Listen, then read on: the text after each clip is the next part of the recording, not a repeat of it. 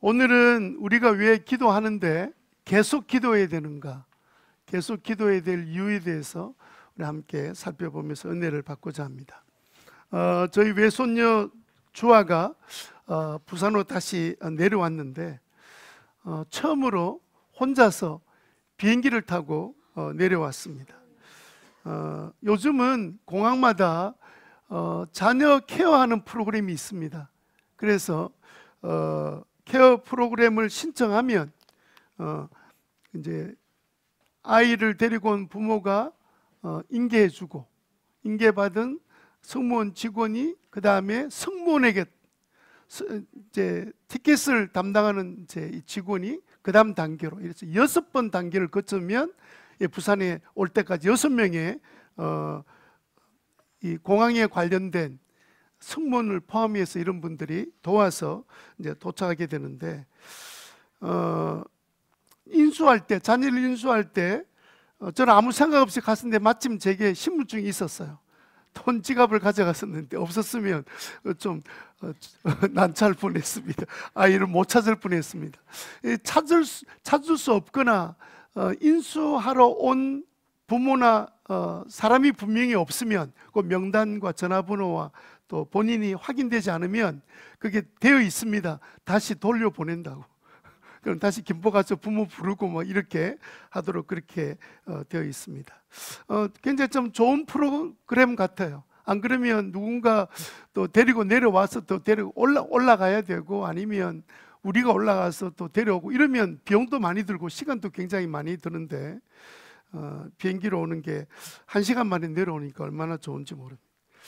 공항 가기 전에 제 아내가 제한테 그 주아 데려올 때 주아가 좋아하는 오션시티에 있는 영진 돼지국밥 집에 가서 꼭 돼지국밥을 먹이고 오라, 이렇게 명령이 떨어졌습니다.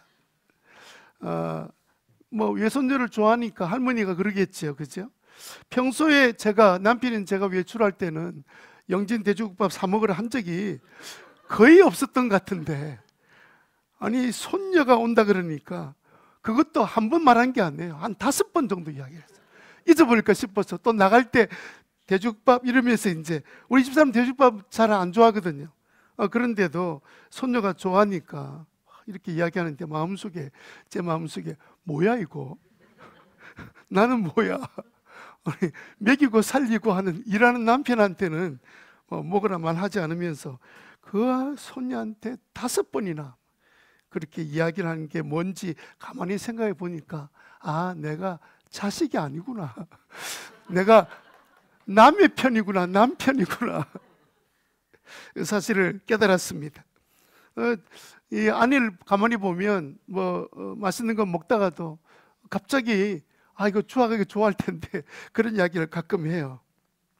그게 아마 할아버지 할머니 아니면 우리 부모들의 마음이 아닌가 싶어요. 그죠? 이 마음이 어디서 왔을까요? 하나님 아버지로부터 온 거죠. 부모는요, 자녀들에게 주는 것을 기뻐합니다. 좋아합니다. 그죠? 이 마음이 어디서 왔다고요? 하나님으로부터 왔습니다. 하나님 아버지로부터 온 마음이 우리 부모들에게도 자녀에게 주고 싶어하는 마음, 줄 때 기뻐하는 마음 갖게 되는 거죠. 그러니까 하나님께서는요, 우리 자녀인 우리들에게 주고 싶어 하시는 분이 있어요. 주기 싫어서 하시는 분이 아니고요, 우리에게 주고 싶어 하시는 분이 우리가 믿는 하나님. 그래서 우리 예수 믿는 사람들은 얼마나 행복한지 모릅니다. 우리가 믿는 하나님은 우리에게 막 주고 싶어서 막 그냥 애가 타 계신 분이, 바로 그분이 우리가 믿는 하나님이세요.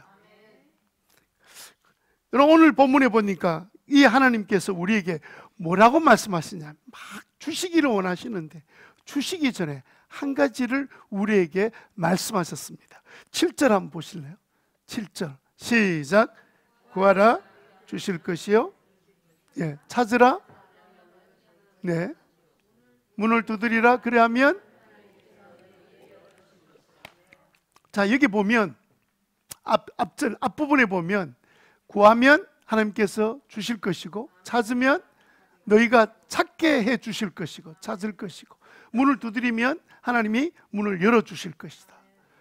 이제 이 구조 가운데 뒤에는 전부 다 준다는 뜻입니다. 그런데 앞부분에는 뭐를 하라 그랬죠? 구하라 그랬죠. 꼭 기도해라, 구해라 이렇게 말씀하셨습니다. 아니, 우리가 구하기 전에 우리 필요를 하나님이 알고 계세요? 모르고 계세요? 다 알고 계시죠? 또 주고 싶어요? 안 주고 싶어요? 그러면 그냥 주면 되지. 알고 계시고 또 주는 거 좋아하시는 하나님이 왜 구태여 우리 보고 구해라, 찾으라, 문을 두드려라 그렇게 요청하시는 이유가 뭘까요? 왜 그럴까요? 하나님 참 이상하시다. 주고 싶어 하시고 또 우리의 사정을, 우리 필요를 다 알고 계시고 우리에 있는 어려움이 뭔지를 알고 계시는데 왜 그냥 주시면 되지? 꼭 오늘 말씀처럼 왜 먼저 구하라고 말씀하시는가? 11절에 나와 있습니다. 11절 한번 보실래요? 11절에 시작. 너희가 악해도 너희 자녀에게 좋은 것을 줄 줄 알거든 하물며 하늘에 계신 아버지께서 구하는 사람에게 좋은 것을 주지 않으시겠느냐. 분명히 좋은 것 주신다 돼 있는데 어떤 자에게 주신다고요? 구하는 자에게 주신다 이렇게 말씀하셨습니다. 구하는 자녀에게 주신다. 왜 하나님은 우리에게 구하라고 자꾸 말씀하실까요? 구해라, 내가 주마. 여러분들은 어떠세요? 여러분들 생각에 왜 하나님은 우리들에게 그냥 알고 계시고 우리의 필요도 우리의 문제도 알고 계시고 주시기를 원하시는데 우리 보고 먼저 구해라 그러면 주마 하신 이유가 뭐라고 생각하세요? 오늘 본문은요, 오늘 우리가 이제 읽었던 본문 가지고 이야기를 할 텐데 본문의 내용에 보면 자녀인 우리들이 왜 하나님 앞에 계속 기도해야 되는지 그 이유를 설명해 놓으셨어요. 12절에 보면 그 결론입니다. 그러므로 기도에 대한 이야기 쭉 하고 난 다음에 마지막 그러므로 이렇게 나와 있습니다. 그죠? 그러므로 한번 읽어볼까요? 그러므로 시작. 너희는 무엇이든지 남에게 대접을 받고자 하는 대로 너희도 남을 대접하여라. 이것이 율법과 예언서의 본뜻이다. 자, 너희는 남에게 바라는 대로 남에게 먼저 해줘라. 이게 성경 전체의 원래 의미다. 이렇게 말씀해 주셨어요. 그러면 여기 나오는 남은 뭘까요? 이게 남이란 것은 우리가 서로 살고 있는 옆에 있는 사람들을 의미합니다. 그런데 자, 한번 생각해 보세요. 7절에서 11절까지 기도해라. 하나님께 주신다, 찾으라, 주실 거다. 세상에서 악한 부모랄지라도 자녀에게 좋은 것 줄 줄 아는데 하늘에 계신 너희 아버지께서 좋은 것 주시지 않겠느냐? 그러므로 너희는 먼저 대접을 받고자 하는 대로 먼저 남을 대접해라. 너무 생뚱맞지 않아요? 아니, 그 하나님께 구해서 응답받아 하나님 또 주신다 이랬는데 갑자기 맨 뒤에 12절은 그러므로 먼저 남을 대접하라. 저는 이 구절을 보면서 어떤 생각이 들었냐면 자녀인 우리들이 하나님 앞에 구해서 응답 받으려면 먼저 하나님을 하나님답게 대접하라는 뜻이에요. 하나님을 인정하라는 뜻입니다. 하나님이 우리를 사랑한다는 사실을 믿고 하나님이 우리가 모든 사정도 알고 계시고 기도하기를 원하시고 기다리시는 그 하나님이 먼저 너는 나를 하나님으로 인정하고 있냐? 나를 하나님으로 대접하고 있냐? 너는 나를 생각도 하지 않고 있지 않냐? 넌 진짜 나를 믿고 있는 사람이냐? 하나님이 우리에게 하나님을 믿고 하나님을 온전히 하나님으로 인정하고 대접하는 마땅히 그런 태도를 우리에게 요구하시는 것처럼 보여요. 여러분, 부모님들이요, 어떤 이제 단계에 가게 되면 자기가 하고 있는 일을 자녀들에게 알려주고 물려주고 싶은 마음이 있습니다. 하나님이 천지를 창조하시고 난 다음에 제일 먼저 하신 일이 뭐냐면 천지를 다스리는 일은 내가 할 수 있지만 그러나 내가 너를 통해서 하마 하고는 우리들에게 그 일을 부탁하셨는데 그게 창세기 1장 28절 말씀이잖아요. 뭐라고 되어 있습니까? 하나님께서 그들에게 복을 주시면서 말씀하시기를 이렇게 말씀하셨습니다. 생육하고 번성하여 땅에 충만하여라. 그리고 땅을 정복하라. 하여라. 바다의 고기와 공중의 새와 땅 위에 살아있는 움직이는 모든 생물을 뭐하라 그랬어요? 다스려라. 너희들이 관리하고 다스리는 이 모든 일을 너희들에게 내가 맡기마. 그런데 그 일을 할 만한 능력이 우리에게는 없어요, 사실은. 그런데도 불구하고 우리가 우리 사랑하는 자녀들에게 어떤 일을 알려주고 가르쳐줄 때 아직도 능력이 없는 걸 알아요. 그런데 그 일을 맡겨주고 싶은 거예요. 그래서 그때 주는 도구가 하나 있습니다.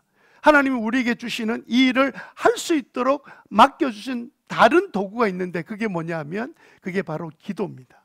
너가 하다가 어떻게 될지를 모르면 그냥 찾아와서 아버지한테 물어봐. 집에서 그렇게 안 합니까? 너 하다가 너무 힘들면 그때 내 아버지한테 나와서 물어봐. 내가 너 도와줄게. 그래서 하나님이 천지를 창조하시고 우리에게 위임하시면서 우리에게 주신 도구, 가장 큰 축복의 도구가 뭐냐면 기도예요. 자녀는 언제든지 쫓아가서 부모한테 물어볼 수 있잖아요. 또 도움을 구할 수 있잖아요. 여러분 부모님은 자녀들이 잘못된 그 요구를 하는 게 아니라 정당하고 올바른 것을 요구하면 부모들이 안 들어줍니까? 들어주지요. 기쁨으로 들어줄 거예요. 그죠? 그래서 여러분 우리는 이 말씀을 통해서 내가 하나님께 도움을 구하는 것이 하나님을 인정하는 거구나. 하나님이 살아계시고 하나님이 이런 분이시고 하나님이 나를 사랑하시고 도우시기를 원하시고 언제든지 물으면 거절하지 아니하시고 귀찮게 여기지 아니하시고 항상 지혜를 구하면 야고보서 말씀처럼 후해 주시고 또 구했다고 뭐하지 않는다 그랬어요. 꾸짖지 않으신 분이라고 말씀하셨죠. 그러면 여러분 생각해 보세요. 이제 그렇게 하나님께서 우리에게 기도를 도구로 주시면서 우리가 모든 일을 이 땅에서 다스리고 생육하고 이 땅에서 복을 누리도록 해주셨는데 이 복을 누리는 방법은 뭐냐면 하나님께 나와서 뭐 하라는 거예요? 하나님을 인정하고 구하라는 거예요. 하나님 앞에 나와 기도하라는 말은 하나님과 나 사이의 대화가 끊임없이 일어나는 관계를 의미하는 것 아니겠습니까? 그죠? 그래서 우리가 이 땅에 살면서 하나님이 주시고자 싶어하는 그런 모든 은혜와 축복을 우리가 누리지 못하는 이유를 야고보서 4장 2절에 뭐라고 설명하고 있습니까? 여러분이 얻지 못하는 것은 하나님은 주신다 그랬죠? 구하는 자마다 찾는 자마다 문을 두드린 자마다 내가 열어줄 것이다 약속하셨죠? 또 주기를 원하시는 분이시죠? 그런데 얻지 못하는 이유는 너희들이 뭐하지 않았기 때문에 구하지도 않고 찾지도 않고 문을 두드리지도 않았기 때문에. 그 말은 우리가 하나님 급하고 어려움이 있을 때 하나님을 찾지 않는다는 말은 그 말은 사실 마음속에 누구를 믿지 않는다는 뜻이에요. 하나님을 온전히 믿지 않으니까 구하지 않게 되는 거죠. 그래서 하나님을 대접하는 것은 뭐냐면 천지를 창조하신 하나님, 나를 구원하신 하나님, 내 인생의 주인 되신 하나님 인정하라는 거예요. 믿으라는 거예요. 그럴 때 구하게 된다는 거예요. 먼저 남을 대접해라. 하나님을 먼저 대접하는 것이 우리가 이 땅에 살아가는데 가장 첫 번째가 돼야 되는 거예요. 내가 하나님을 대접해야 되는 거구나. 여러분 이것이 왜 그리 중요하죠?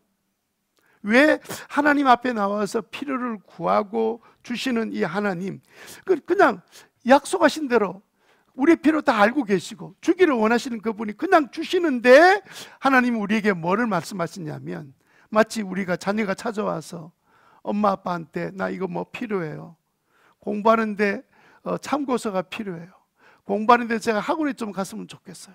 근데 이렇게 도움을 구할 때 주고 싶지요. 우리는 없어서 못 주지. 그죠? 하나님은 그런 분 아니시잖아요. 하나님께서 우리가 뭔가 우리가 두드리게 하고 찾기만 하고 구하기만 하면 주실 수 있는 하나님이시다. 그 사실을 여러분 믿으시기를 바랍니다. 이 하나님의 놀라운 기도 응답의 약속을 받고도 알고 있음에도 불구하고 우리가 만약에 기도하지 않으면 어떤 삶을 살게 될까요? 첫 번째 우리가 어떤 삶을 사냐면요, 기쁨이 없는 삶을 살아요. 기쁨. 자, 부모와 자식 간의 기쁨은 어떤 겁니까? 자녀가 막 근데 어릴 때 보면 막 자녀 달라고 막 이러면 손 내밀라 그러지요. 애기 보고 막 지금 아마 우천호 집사님 그거 하고 있을 겁니다. 막 손 보고 손 내밀으라 주세요 해라 주세요. 이러면 별것도 아닌 거 가지고 그죠? 그래 이제 막 주는데 딱 주면 아이들의 표정이 어때요? 너무너무 좋아하죠. 아이들이 기뻐하죠. 주는 할배는요 너무너무 좋아하죠. 막 과자 주면서도 너무 좋아하는 모습은 부모와 자식 간에만 있는 문제예요. 부모와 자식 간에는요, 자식은 달라 해서 받을 때 기뻐하고, 부모는 달라는 자녀를 보고 주면서 기뻐하고, 이게 부모와 자식 간의 관계거든요. 하나님이 이 관계를 우리에게 원하시는 거예요. 주고 싶은데 너 나한테 달라고 이렇게 주님께서 우리에게 요구하기를 원하시는데, 구하지 않으니까 받는 기쁨은 없는 거예요. 아니 기도 안 했는데 어떻게 응답받아요? 응답 안 받는데 뭐가 기뻐요? 그러니까 자꾸 세상의 것의 기쁨을 찾게 되는 거죠.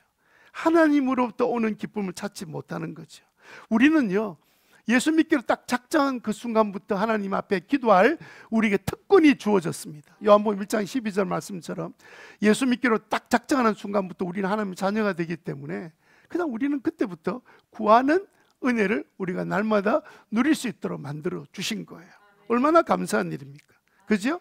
요한복음 16장 24절에 보면 이렇게 말씀되고 있습니다. 지금까지는 너희가 아무것도 내 이름으로 구하지 않았다. 안 구했죠? 지금까지는. 그죠? 그러니까 그때까지는 받는 기쁨이 없었습니다. 그러나 지금부터는 구해라. 그러면 받을 것이다. 받으면 무슨 일이 생겨요? 이것은 너희에게 뭐가 넘치게 된다고요? 기쁨이 넘치게 된다. 우리에게 기쁨이 넘치게 하시려고 우리 보고 기도해서 구해라. 내가 너를 주려고 기다리고 있다. 주는 기쁨, 너희들이 구해서 받는 기쁨, 그 기쁨이 우리 가운데 우리 너와 내 사이에 충만해졌으면 좋겠다. 이것이 하나님의 뜻인 줄 믿으시기를 바랍니다. 자, 왜 하나님은 우리가 기도할 때만 응답의 기쁨을 주실까요? 이게 물론 자연의 원칙으로 만들어 놓으셨습니다. 우리 인간 사는 동안에 이렇게 하나님께서 만들어 놓으셨어요. 그런데 왜 하나님은 우리가 기도할 때 받는 기쁨을 구할 때만 주시는가? 이유는 간단합니다. 하나님은요, 구하지 않았는데도 우리는 줬으면 좋겠죠. 예? 우리는 내 필요를 하나님이 알았어 척척척 주면 좋겠죠. 하나님이 알고 계세요. 하나님께 구하지 않고도 받을 수 있는 사람이 되면 어떤 인간이 되는지를 알고 계세요. 우리를 만드신 분이 너무너무 잘 아시는 거예요. 자, 한번 이제 예를 들어 봅시다. 이거 하나님과 우리 관계는요, 부모와 자식 관계가 똑같습니다. 우리 주변에 보면 자녀가 요구하기 전에 미리미리 다 채워주는 부모가 있습니다.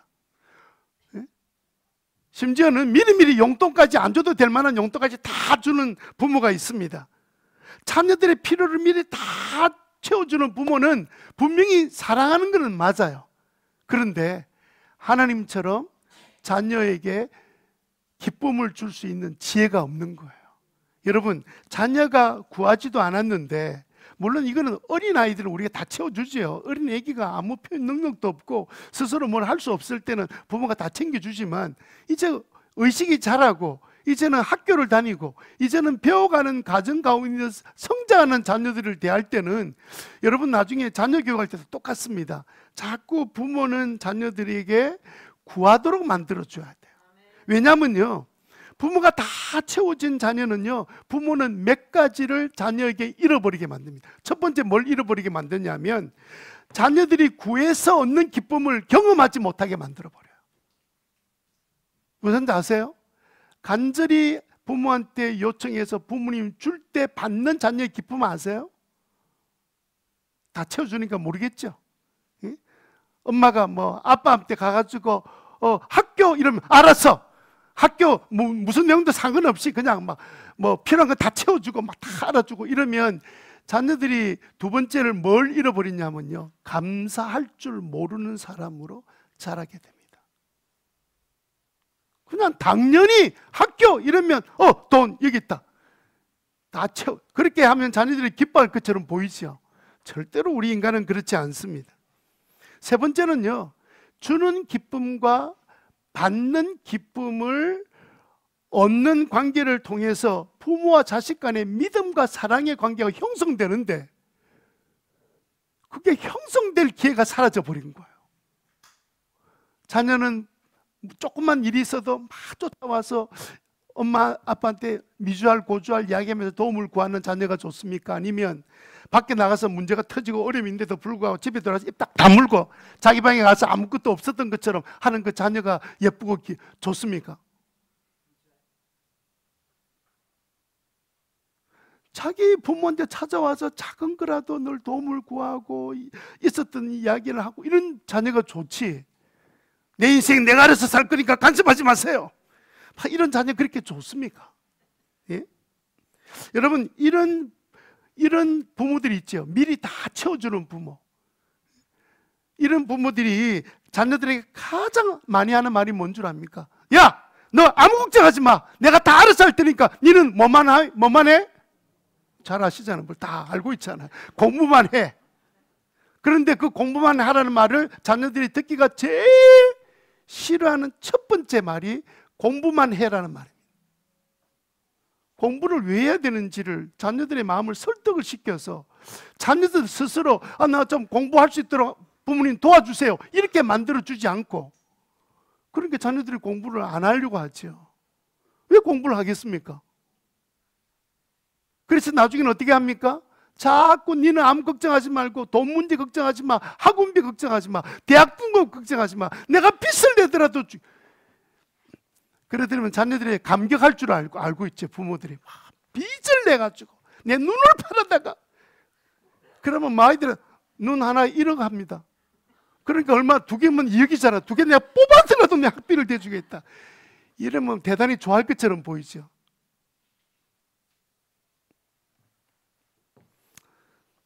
그 다음부터는요, 자녀들이 부모 만나는 걸 싫어합니다. 자녀들은 언제 기뻐요? 내가 언제든지 크고 작은 일을 구할 수 있는 엄마 아빠가 있는 것이 너무 좋은 거예요.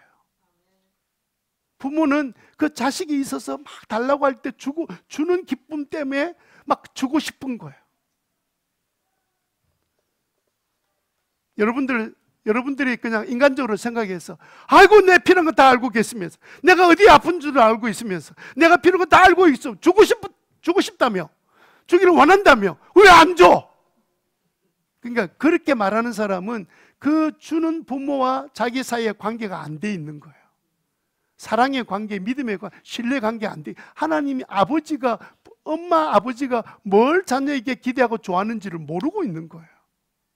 아니, 아이를 키우는 게, 대학 보내는 게 애 키우는 이유입니까? 목적입니까? 사람답게 부모와 자식 간의 끈끈한 사랑과 믿음 가지고 평생을 살아가면서 그 자녀에 또 그런 자녀가 태어나고 그렇게 살기 원하는 것이 부모의 마음 아니에요? 시편 53편 1절에 보니까 어리석은 사람은 마음속으로 하나님 없다 이렇게 말한대요. 그리고 뒤에 4절에 가니까 무슨 말이 나오냐면 하나님을 부르지도 않는구나. 어리석은 자는, 하나님 믿지 않는 자는 하나님을 부르지도 않는 거구나. 지금 급한 문제, 어려운 문제 다 있는데도 불구하고 하나님 앞에 한마디 하나님 찾지 않는다는 거예요. 그게 자기는 아주 능력 있는 사람이기 때문에, 그 능력 있는 사람 사는 거 한번 보세요. 잘 능력 있게 살고 있습니까? 뭐 할 수 있는 게 뭐가 있습니까? 우리 인생이 딱 문제 부딪히면 해 능력이 없잖아요. 그래서 여러분, 하나님 우리에게 뭐라고 말씀하시냐면, 너 왜 그렇게 힘들게 사냐? 그냥 내게 와서 구하면 될 텐데. 구하는 그 일을 시작하는 그때부터 하나님에 대한 믿음, 사랑이 생기고, 그런데 하나님께서 들어주시면 그 순간에 또 믿음이 자라고, 하나님 나를 사랑하는구나, 그 사랑을 느끼게 되고, 그러다 또 어려움을 만날 때 또 주님 앞에 나와서 기도했더니 응답해 주시면 또 하나님에 대한 믿음이 생기고 사랑이 생기고, 그럼 주님 앞에 점점 가까워져서 어느 날은 주님과 그냥 아무것도 안 해줘도 좋아요. 그러니까 주님과 함께 있기만 해도 너무너무 좋아. 이 단계로 들어가는 것이 주님이 원하시는 거죠. 그래서 주님이 구하라고 하는 거예요. 우리를 뭐 그냥 바쁜 세상에 막 기도하라고 시간까지 내라고,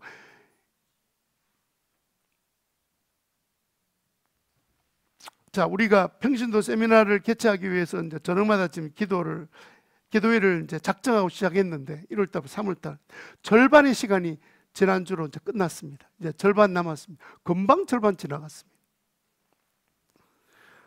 저는 좀 개인적으로 우리 교인들한테 참 미안해요. 목사가 그런 거 안 시키면 저녁에 안 나오고 저녁에 그냥 집에서 좀 드라마도 보고 아이들하고 재밌게 이렇게 편하게 지낼 텐데 저녁에 불러다가 막 기도시킨다고 막 이렇게.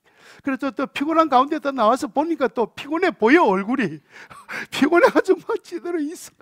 그럼 막 미안한 거예요. 저 사람은 지금 좀 쉬는 게 필요한데. 그러면서 한편 고맙기도 하고. 근데 여러분, 그렇게 피곤하고 하루 종일 정신없고 좀 쉬어야 될 그 순간에도 이렇게 저녁에 나와서 막 그냥 기도하려고 몸부림치는 것이 목사가 봐도 미안하고 고마운데 하나님 보실 때는 어떨까요? 뭐라고 기도하라고? 받는 기쁨을 우리에게 주시려고,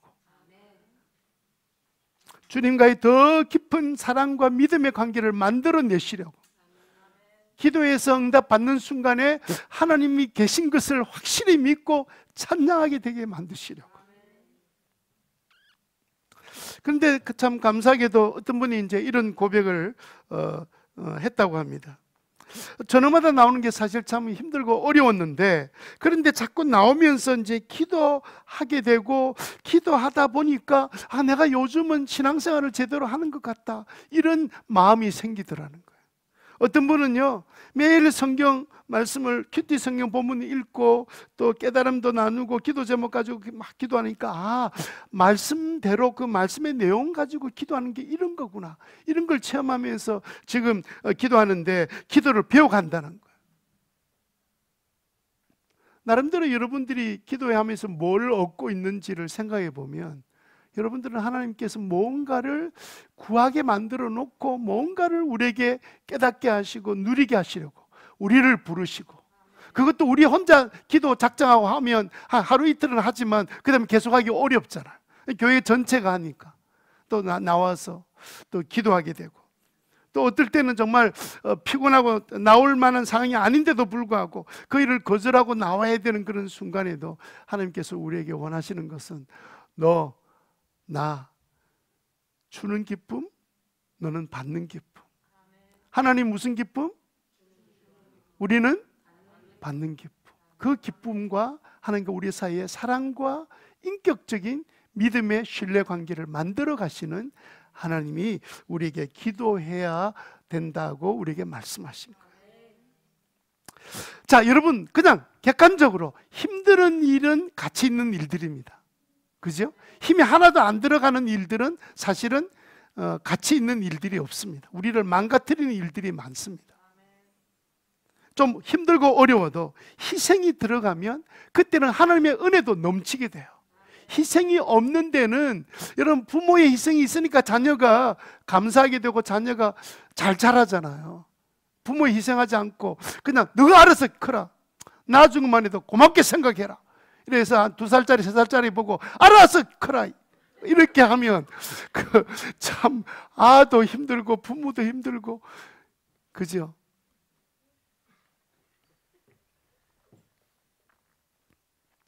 그래서 우리가 저녁 기도할 때 또 아이들을 위해서 또 기도회 따로 하면서 어릴 때부터 기도하는 자녀로, 그 훈련이란 것은 자꾸 반복되다 보면 되는 거지, 한두 번 참석했다가 나 훈련됐다, 그런 게 어디 있습니까, 훈련이. 그죠? 그러면 우리가 기도 응답의 기쁨을 누리기 위해서는 어떻게 기도해야 할까요?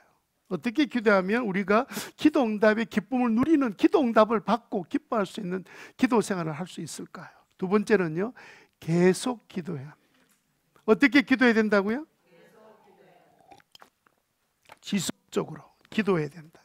이 말이 근거가 어디서 나오냐면, 원래 성경이, 신약 성경 기록된 헬라어에 보면 동사가, 시제가 단일 시제가 있고 그 다음에 반복 시제가 있습니다.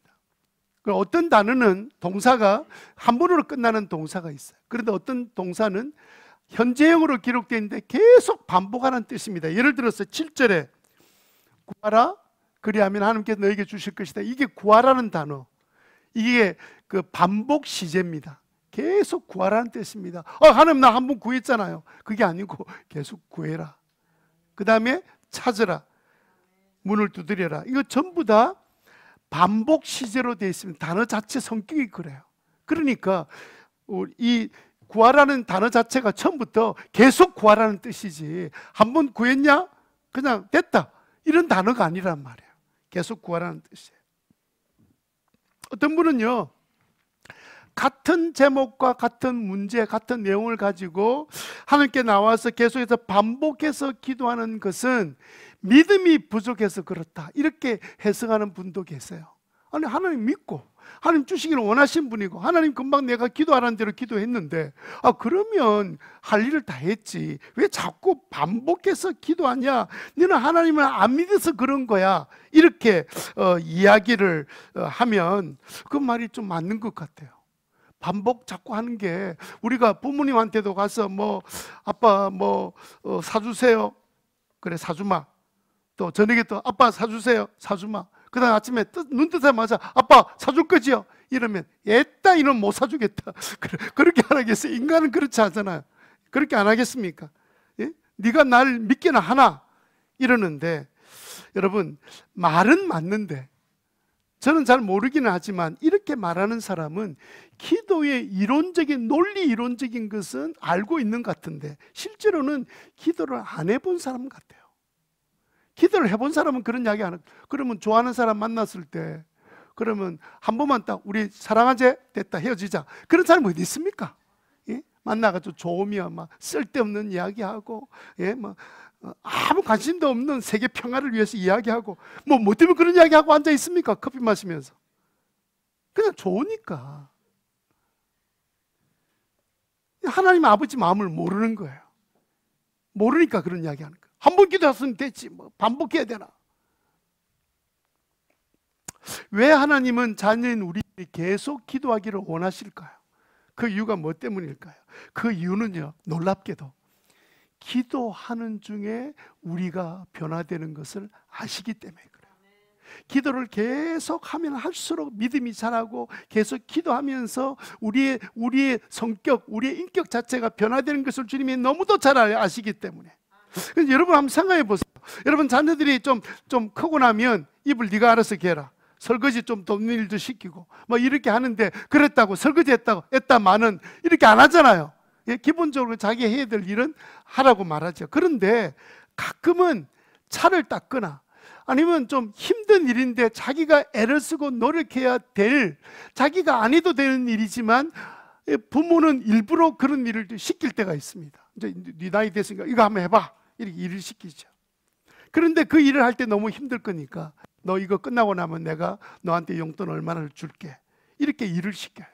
왜 그렇게 시킵니까? 예, 부모가요 일을 시키는 이유는 뭐냐면 일하는 습관을 들이기 위한 것도 있고, 노동은 곧 돈으로 내게 대가가 지불된다는 사실을 어릴 때부터 가르쳐 주려고. 그래서 앞으로 살아가는 동안에 좀 이런 과정을 통해서 너는 좀 건강하게 어떤 좀 일거리가 생기더라도 두려워하지 않고 그냥 좋은 습관에서 좋은 성품이 나오는 거니까 그렇게 자랐으면 좋겠다. 근데 그렇게 해서 부모들이 자녀들에게 일을 막 맡기는 부모가 있습니다. 근데 이것도 안 하는 부모들이 있어요. 공부만 해라. 그러니까 나중에 애들 공부시키는 애들 보니까 엉망이잖아. 부모 감사할 줄도 모르고, 예? 부모한테 돌아오지도 않고. 왜 그렇게 돼요? 맨날 공부만 시켜서 그래요. 공부만. 그래서 여러분들은 절대로 집에 돌아가면 이제 학원 다 중지하고 그냥 집에서 공부시켜 학교만 보내면 돼. 그럼 그 돈 가지고 여러분 여행도 다니시고 그렇게 하세요. 뭘 학원비를 갖다가 20만, 30만, 50만 원 주고 애를 키웁니까? 그 돈 모아가지고 1년에 한 번씩 해외여행 갔다 오기도 하고. 그렇게 꼭 하라는 건 아니고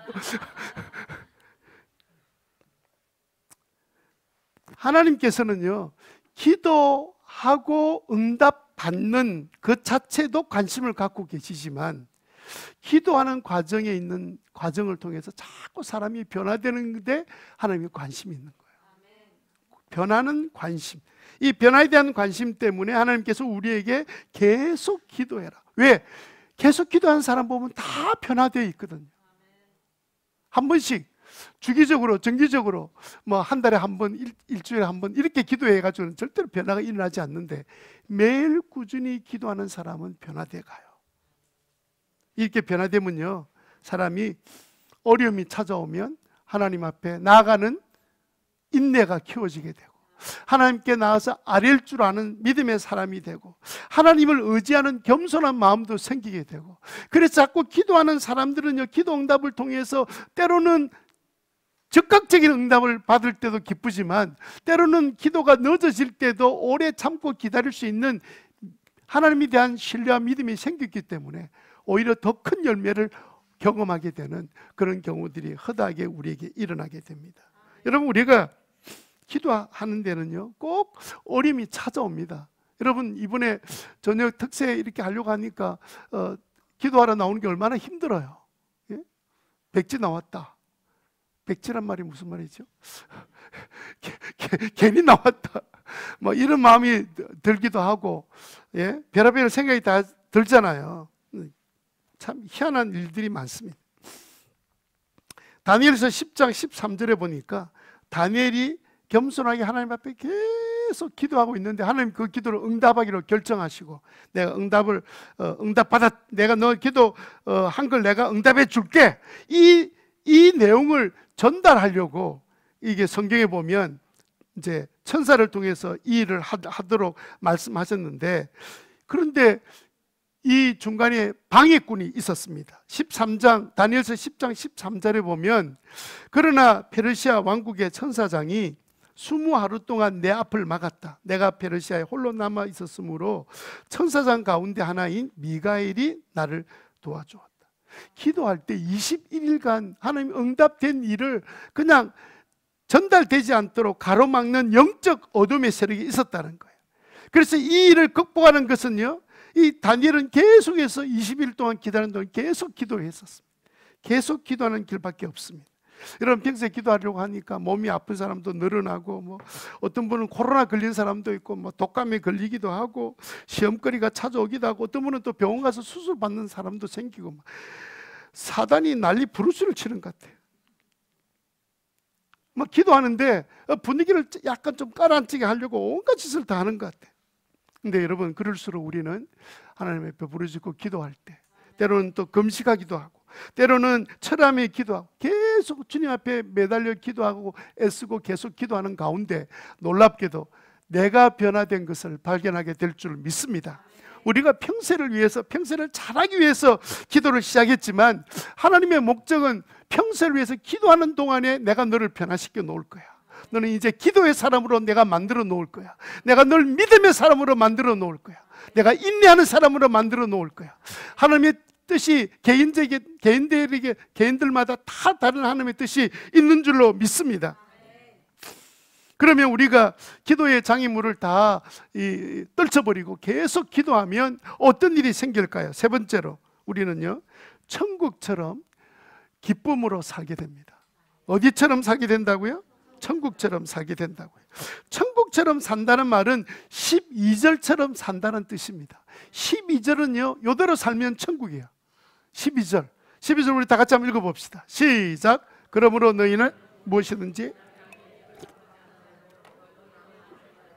이것이 율법과 예언서의 본뜻이다. 제가 첫 번째는 하나님을 하나님답게 대접하라 이렇게 말씀을 드렸고, 그 다음에는 이것이 누구에게 하란 말이냐면, 다른 사람을 대할 때 남에게 대접받고 싶은 그 마음으로 그를 대접하는 것이 바로 소위 말하는 성경 구절 가운데 최고의 황금 구절이라 그래서 이걸 황금률이라 그래요. 이 구절이 황금률, 이 세상에서 지옥 같은 삶을 살아도 황금률을 따라 살아가면 그곳에 천국이 임한다는 뜻입니다. 왜요? 왜 우리는 천국 기쁨을 살려고 계속 기도해야 될까요? 자, 한번 물어봅시다. 여러분들의 삶은 황금률을 따라 삽니까? 아니면 황금률과 반대되게 삽니까? 내가 좀 하기 싫은 일은 남한테 시키고, 나한테 좋은 일은 골라서 내만 하고 싶고, 이런 마음이 있지요. 그리고 한 사람도 없네. 아, 이게 참 놀라운 일인데, 이게. 보통 일이 아닌데, 이게. 여러분, 우리는요, 희한하게도 천국 같은 삶을 원하면서 선택은 황금률을 어기는 삶을 사는 게 우리 인간의 인지상정인지도 모르겠습니다. 우리의 본능적으로 우리는 그렇게 이 말씀처럼 남에게 대접받고 싶은 그 마음, 남이 나를 이렇게 대우해 주기를 바라는 그 마음으로 상대방을 대하라는 이 말인데, 너는 그걸 하기 싫은 거예요. 서로 간섭하지 말자. 너도 내 간섭하지 말고 나는 내 알아서 살게. 이렇게 살고 싶은 마음이 우리 마음에 있는 거예요. 이기적인 본능이 우리 속에 있는 거예요. 상대방한테 우리가 뭘 어떻게 해주기를 원하잖아요. 아, 저 사람은 좀 나한테 친절하게, 내 말에 좀 자녀들도 내 말에 좀 잘 순종하면 좋겠다. 남편도 내 말을 꼬박꼬박 좀 따라오면 좋겠다. 막 이런 마음이 있죠. 그 마음으로 먼저 남편에게 하라는 거예요. 그러면 어떤 일이 생길까요? 남편이 나를 막 나만 목숨을 다해 사랑하기로 하는 마음, 다 내 마음을 갖고 있습니다. 그래, 그 마음으로 남편을 사랑해 보라는 거예요. 그러면 그 부부 사이에 어떤 일이 생길까요? 서로가, 아내도 그런 마음으로 남편을 대하고 남편도 아내를 그렇게 마음으로 대하면 어떤 일이 일어날까요? 하기 싫죠? 하기 너무 어려울 것 같아. 느낌에 시작도 안 했는데.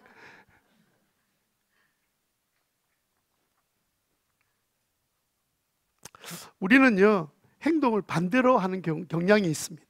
아버지한테 어릴 때 맞고 자란 사람은 자기 자녀에게도 때리는 경향은 일반적으로 알려져 있습니다. 독한 시어머니 밑에 고생한 며느리는 시어머니가 되면 더 독한 시어머니가 된다, 이런 말 많이 들어보셨죠? 또 안 들어본 분도 계신 것 같아 보니까. 못된 상사 밑에서 고생한 직원이 더 높은 지위에 올라가면 부하를 더 달달 볶는다, 이 말 들어보셨어요? 보고 배우는 거예요. 우리의 마음은 이렇습니다. 남이 괴롭힐 때 나는 절대로 저렇게 안 할 거야.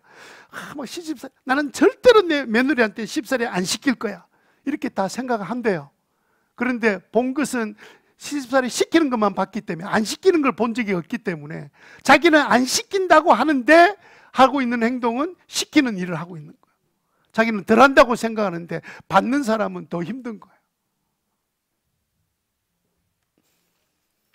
그래서 우리가 황금률대로 살려고 하면 우리 힘으로 안 돼요. 그래서 황금률로 살기 전에 하나님이 먼저 뭐부터 하라 그랬어요? 기도부터 해라. 구해라. 찾으라. 문을 두드려라. 내가 너를 도와줄 것이다.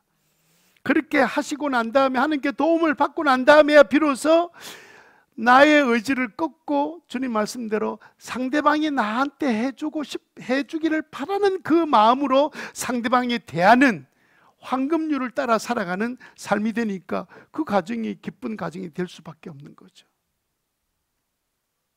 누가복음, 자, 이 일은 우리 힘으로 되지는 않아요. 그래서 우리는 계속 기도해야 될 이유가 뭐냐면, 내 힘으로 내가 알고 있는 대로 행할 능력이 없어, 우리에게. 그래서 우리는 계속 기도해야 됩니다. 누가복음 9장 29절에 보면 이런 말씀이 나와요. 누가복음 9장 29절은 예수님께서 기도했던 상황을 설명한 구절인데 한번 읽어봅시다. 시작. 예수께서 기도하고 계시는데 그 얼굴의 모습이 변하고 그 옷이 눈부시게 휘어지고 빛이 났다. 이 구절이 무슨 말이냐면요, 예수님이 계속 기도하는 중에 변화가 일어난 거예요. 예수님은 기도 안 해도 되시는 분이에요. 예수님은 변화 안 해도 되시는 분이에요. 그분은 하나님의 아들이신데 뭐가 변화가 필요해요. 그런데도 불구하고 제자들을 데리고 가시고 난 다음에 예수님이 계속 기도하는데 모습이 변하고 심지어는 옷까지도 찬란하게 빛나는 것으로 바뀌어지는 것을 제자들에게 보여주신 목적은 뭐냐면, 기도하는 중에 변화가 일어나는 것을 보여주신 거예요. 여러분, 기도하면 변화될 것을 믿으시기를 바랍니다. 자, 우리가 계속 기도해서 이제까지는 니나 잘해라 막 이렇게 살았는데, 이제는 내가 황금률처럼, 내가 아내가, 남편이 나한테 이렇게 해줬으면 좋겠다 하는 마음이 딱 들 때 그 순간에 황금률, 내가 먼저 내가 상대방이 나한테 해주기를 바라는 그 마음으로 내가 한번 대해보자. 내 자녀가 우리 어릴 때 우리 부모님이 나한테 꼭 해주면 좋겠다라고 생각했는데, 그 일을 이제는 내 자녀들에게 그렇게 해주고, 우리 부모는 좀 제발 이것 좀 안 했으면 좋겠다, 그 일은 우리 자녀들에게 좀 안 해주고. 그렇게 살면 부모와 자식 간에 어떤 일이 일어나겠습니까? 천국 같은 일이 일어나죠.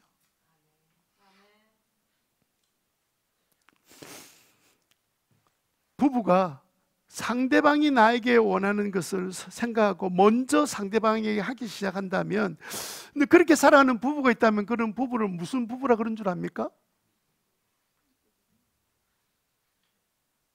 닭발 부부, 닭살 부부.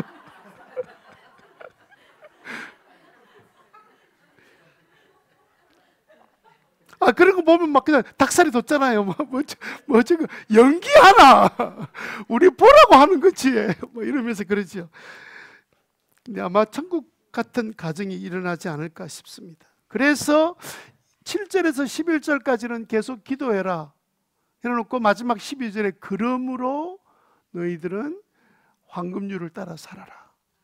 남을 먼저, 네가 상대방이 나에게 해주기를 바라는 그것을 상대방에게 내가 해줘라. 네, 말씀을 마치겠습니다. 결론적으로, 우리 보통 이제 이런 이야기를 많이 해요. 자녀가 부모의 마음을 알고 이해하려면 결혼해서 자녀를 키워봐야 된다. 그래서 이제 어떤 부모님은 화가 나니까 이렇게 자녀에게 이야기를 했답니다. 니도 낳아서 키워봐라 임마, 이렇게 이야기했대요. 나는 그런 이야기를 한 기억이 안 나는데, 그런 이야기를 이제 사람들이 이제 드라마나 이런 데서 많이 보는 것 같아요. 그 말은 좀 맞는 말 같아요. 그죠? 자식을 키워보니까 저도 부모님이 내가 아플 때에도 밤중에 부모님 잠 못 주무시고 병원에 데려가셨겠구나.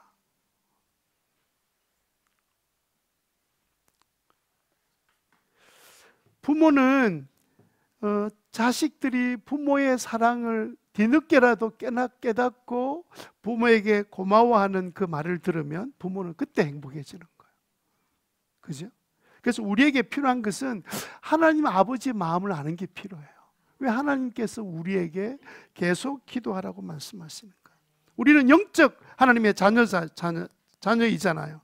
하나님 우리 아버지의 마음이 무엇인지를 아는 게 중요한데, 우리 아버지의 마음이 어떤 마음이냐면 오늘 본문처럼 구하라, 찾으라, 문을 두드려라.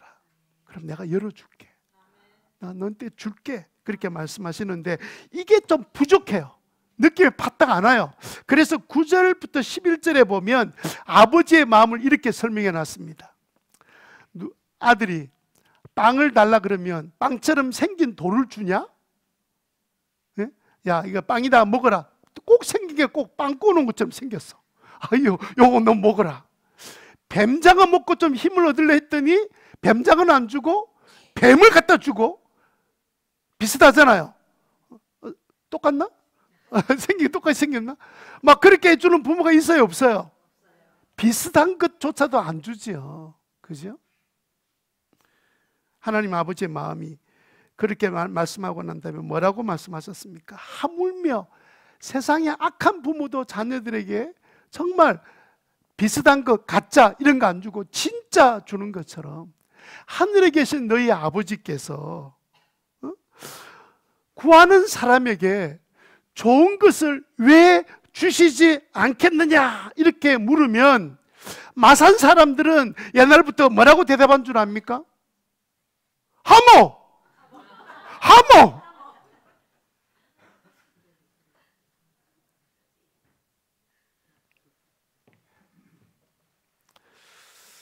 오늘 이 말씀은요, 우리 보고 기도하는 고통을 당하라고 하신 말씀이 아니에요.